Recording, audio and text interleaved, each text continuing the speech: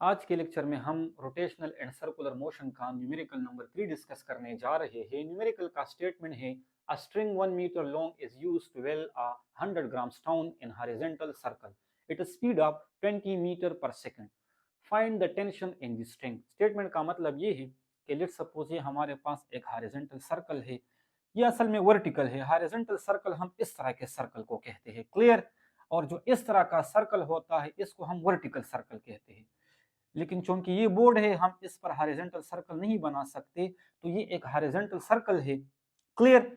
अब horizontal circle में हमारे पास एक स्टोन है जिसकी कुछ मास क्या है, 100 ग्राम है। अगर हम इसको किलोग्राम में कन्वर्ट करेंगे तो ये 0.1 किलोग्राम के बराबर होगा। ये स्टोन जब इस तरह से मूव करता है तो इस दौरान इसके पास जो लीनियर वेलोसिटी है वो क्या है, 20 मीटर पर सेकंड। और जिस सर्कल में ये रोटेट कर रहा है तो उसकी जो रेडियस है वो क्या है, 1 मीटर। जाहिर बात है, अगर उस स्टोन को हमने एक स्ट्रिंग के जरिए से बांधा हो और इस तरह से हम उसको रोटेट कर रहे हो, तो वो जो स्ट्रिंग है वो उस स्टोन पर एक टेंशन फोर्स लगाएगा। हमने उस टेंशन को क्या करना है, निकालना है। यानी रिक्वायर्ड क्या है, टेंशन है। गिवन डेटा क्या है, रेडियस ऑफ अ सर्कल जो कि 1 मीटर के बराबर है, मास ऑफ स्टोन जो कि 100 ग्राम के बराबर है। अगर हम किलोग्राम में कन्वर्ट करेंगे तो 0.1 किलोग्राम के बराबर होगा। जो स्पीड है यानी जो v है वो क्या है, 20 मीटर पर सेकंड। हमने किस चीज को निकालना है, यानी रिक्वायर्ड क्या है, टेंशन इन द स्ट्रिंग। हमने टेंशन को निकालना है।